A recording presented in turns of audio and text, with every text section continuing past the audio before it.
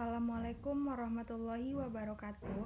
Perkenalkan, nama saya Cesa Andoli, NIM 19331023. Saya berasal dari Prodi Teknologi Penginderaan Jauh jurusan Geografi Universitas Negeri Padang. Pada kesempatan kali ini, saya akan mempresentasikan tugas dari teknologi informasi mengenai platform dan penginderaan jarak jauh.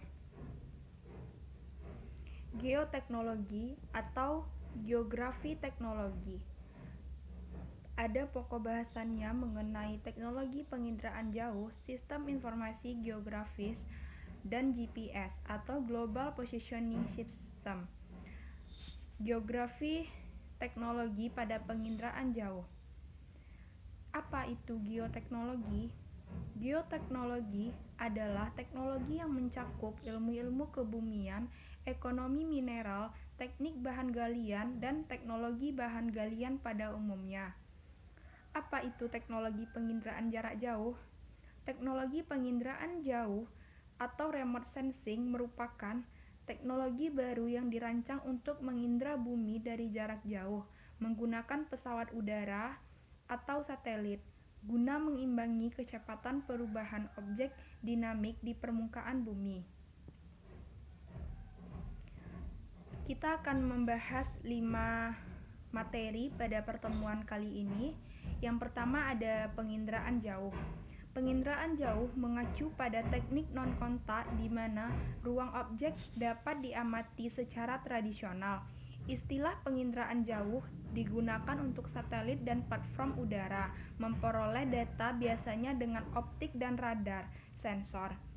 Selain itu juga didasarkan pada platform, teknologi penginderaan jauh ditandai dengan sensor pencitraan yang digunakan seperti format besar kamera udara dan berdasarkan area aplikasi seperti jarak dekat fotogrametri. Baiklah, pada penginderaan jauh ini kita akan membahas mengenai platform-platform dan sensor-sensor yang ada pada penginderaan jauh terkait dengan geoteknologi. Materi yang kedua, kita bahas mengenai platform dan objek ruang. Karakteristik platform yang membawa sensor jarak jauh memainkan peran penting dalam arti seberapa efisien objek ruang bisa diamati. Semakin merata ruang observasi dilalui platform, semakin tinggi observasibilitas.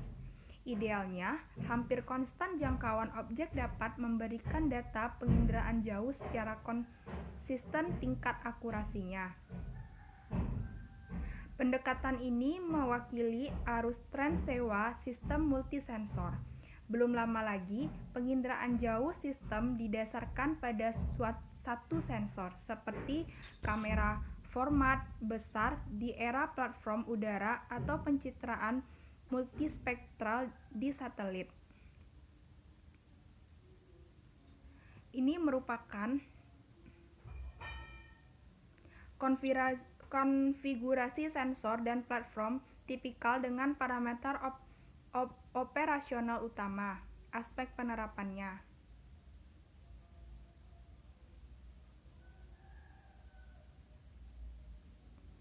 Selanjutnya, platform dalam penginderaan jauh ada yang pertama, platform satelit. Sensor ruang angkasa telah ada selama lebih dari 40 tahun. Landsat 1 diluncurkan pada tahun 1972, diikuti oleh Spot 1 pada 1986 dan Ikonos pada 1999. Ikonos menandai era tersebut sistem satelit komersial. Sejak saat itu, teknologi luar angkasa maju pesat dan sekarang telah mencapai titik harga di mana citra yang diperoleh oleh sistem ini benar-benar terjangkau. Faktanya, di saat ini ada sekitar 50 negara yang mengoperasikan penginderaan jauh darat satelit.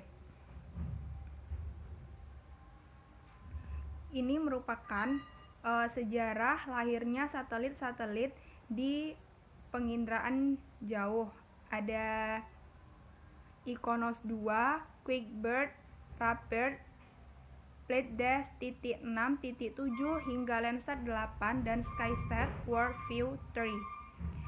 Ini merupakan baru dari tahun 1999 sampai 2014.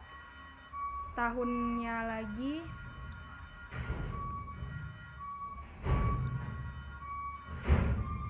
yang kedua ada platform udara. Penginderaan jauh dan survei udara dulunya adalah yang utama dalam sumber data geospasial untuk negara maju sampai dengan pengenalan sistem satelit penginderaan jauh darat komersial. Penggunaan citra satelit sedang meningkat. Perhatikan bahwa resolusi gambar diukur dalam GSD dari platform udara dan UAS juga telah meningkat. Ini merupakan sistem udara penginderaan jauh utama. Contohnya, jenis pesawatnya sayap tetap atau baling-baling mesin, khas modelnya Cessna 206, Cessna 208, Cessna 402. Cessna 206 maksimal terbangnya 15.700 kaki, jelajah kecepatannya 142 km dan kas sensornya kamera. Selanjutnya yang ketiga ada platform UAS atau drone. Drone ini disebut juga dengan pesawat tanpa awak. UAS atau drone dalam penginderaan jauh terdiri dari gas atau prop pesawat pelet, sistem navigasi, sensor pencitraan, dan komunikasi sistem navigation. Untuk kontrol penerbangan dan navigasi berbasis waypoint, GPS, MAMS, Electromechanical System, sensor IMU, dan platform sayap sangat penting digunakan dalam proses penerbangan. Ketinggian terbang dan jarak dari drone penginderaan jauh terutama ditentukan oleh daya onboard yang tersedia. Ini merupakan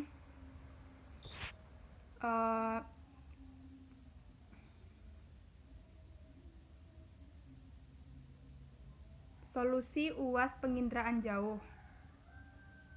Ada jenis atau tenaga pesawatnya, ada modelnya, ada waktu terbang, dan lain-lain, hingga pada sensor yang menggunakan GPS. Selanjutnya, yang keempat ada platform seluler. Sistem pemetaan seluler atau MMS ditemukan saat GPS sudah ada dan konsep dasarnya adalah digunakan sensor yang dipasang pada kendaraan yang bergerak seperti mobil, truk, gerbong kereta api untuk memperoleh data geospasial dengan cara yang sangat efektif melalui transkoridor pelabuhan pada kecepatan perjalanan normal. Kemajuan teknologi telah dengan cepat mendorong pemetaan seluler untuk merefleksikan peningkatan kinerja yang signifikan. Istilah peta seluler ini teknologi ping atau MMT diperkenalkan sekitar 1 dekade lalu. Sistem MMT tersedia dalam berbagai implementasi. Jumlah MMT terbesar sistem saat ini digunakan oleh penyedia data peta internet yang besar, misalnya Google, menjalankan perkiraan armada 1.000 lebih kendaraan. Selanjutnya yang terakhir ada platform statis. Pemasangan statis dalam sistem penginderaan jarak jauh sebagai contoh yaitu memantau gletser sangat penting karena perubahan iklim terkait investigasi dan memasang selang waktu resolusi tinggi di kamera.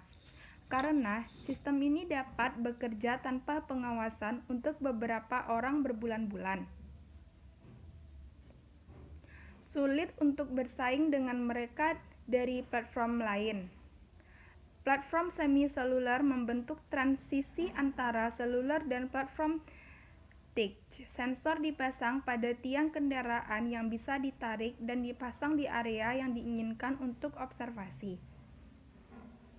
Selanjutnya materi kita yang ketiga, ada platform georeferensi.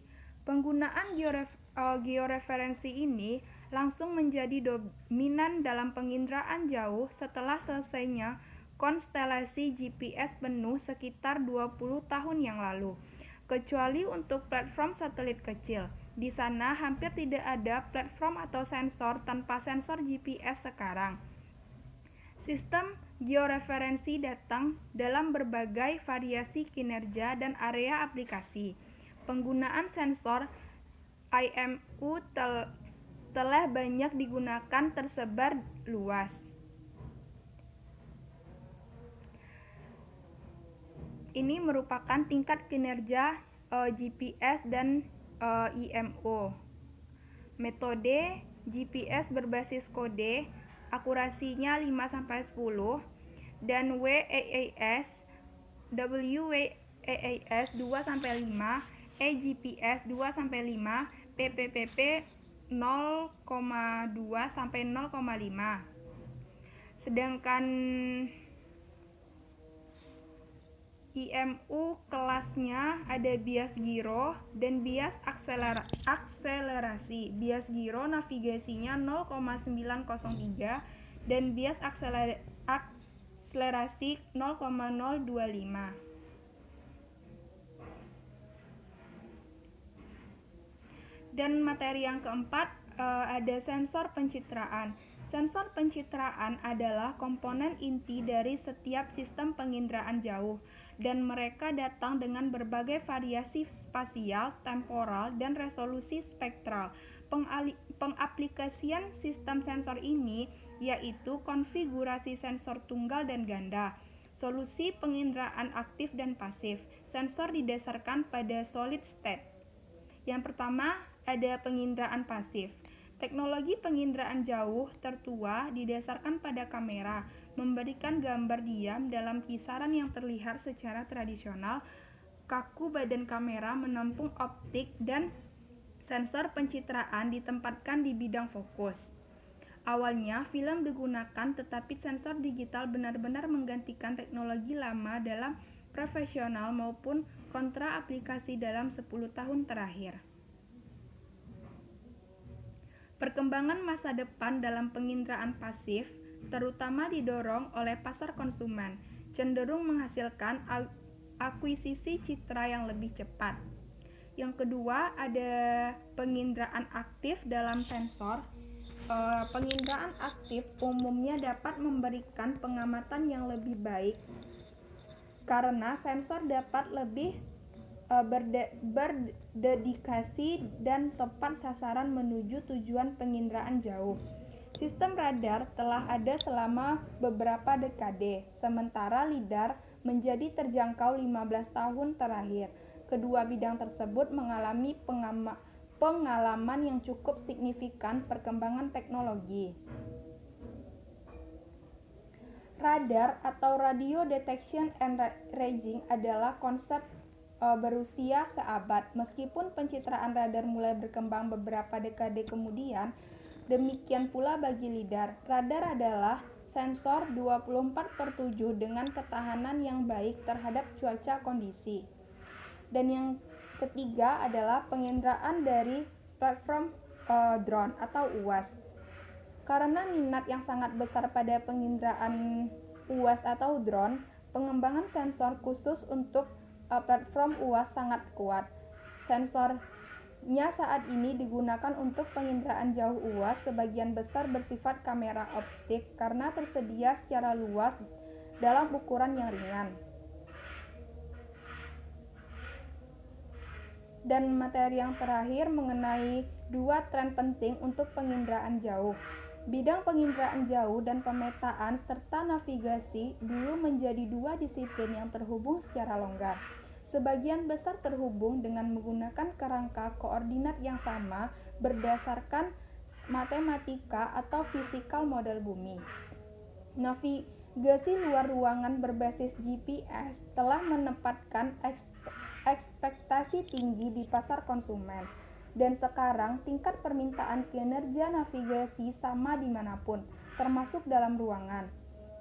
Konvergensi antar bidang navigasi dan penginderaan jauh ini lebih maju dalam robotika, dan navigasi otonom sensor pencitraan digunakan untuk mengkonstruksi ruang objek yang akan disediakan untuk platform.